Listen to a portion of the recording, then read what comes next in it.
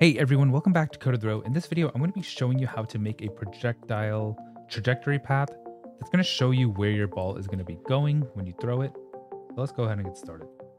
So this is going to be a continuation of that throw ball video that we've been going over. The throw ball that we've been going over to create some sort of monster catcher game. So if I just run around, throw a ball, you'll see where my ball's going and so on. And for this one, we're just going to create that trajectory line. So let's go ahead and get started. So the first thing I'm going to do is go ahead and open up my BP third person character. And we made this IA input action underscore throw, which is just going to throw a ball.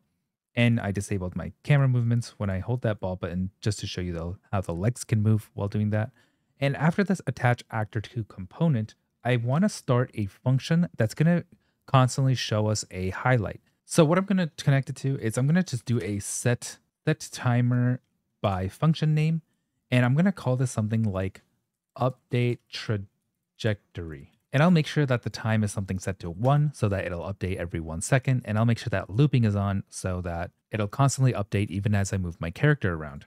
So I'll just hit compile and save. And what I want to do is head over to functions on the left side, click on this plus sign, and make sure that the function name is the same as what I entered in. So this is going to be called update trajectory as well. So I'll hit enter. And now what I need to do for this is we're going to drag this out and just use a default Unreal Engine blueprint called predict projectile path. And we're going to be using the advanced one. And now what we're going to do is we don't need to add anything else after this execution pin. All we need to do is set up the predict params or the predict parameters. So in order to do that, I'm just going to drag this out and type in make predict projectile path params like this. And I'll click on this drop down just to expand it. So now for the start location, we basically just need to get where the ball is in our world. And it'll calculate for whatever's our character's holding because this is coming off our BP third person character.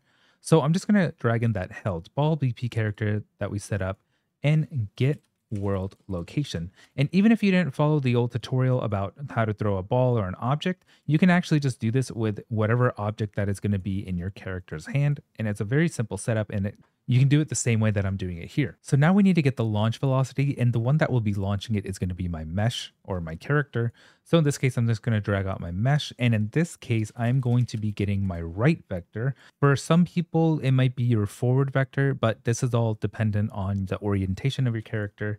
And I'm just going to multiply this and change this B pin for the vector into a float single precision because I set my throw force or the speed of the object I'm throwing to be a float.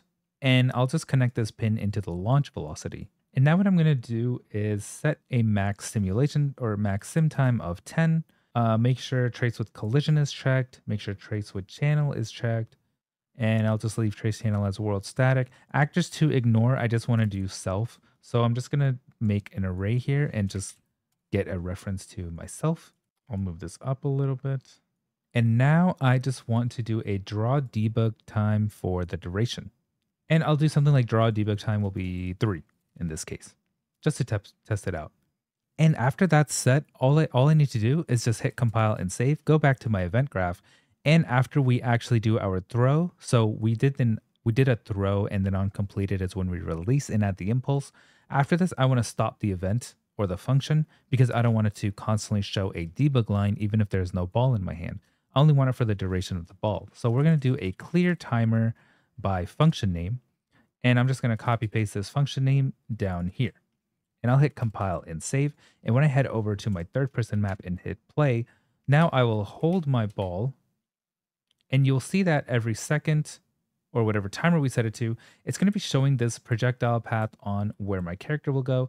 And it will show a red where it's going to collide, just like that. And even on this character, even on that cube, if I can, and so on. So when I let go, it just follows that trajectory path. Now you're going to see that there is a little bit of inaccuracy. It does collide where it's supposed to. But if you wanted to fix this, you can just reduce the speed itself on the update trajectory function. So instead of using throw force, I can just manually set this to something like 2500 because my throw force is set to 3000 and this function is not actually getting the gravity or the weight of my ball. So I'll do something like 2400 And when I hold F to throw, it'll follow that line and follow this little pathway. Exactly so. And that's pretty much it for today's tutorial. Thanks for watching Code with Ro. Like, subscribe, comment below what you want to see next, and I'll see you in the next video. My Discord and Patreon links are in the description below if you want to support my channel and join the community. Thanks for watching.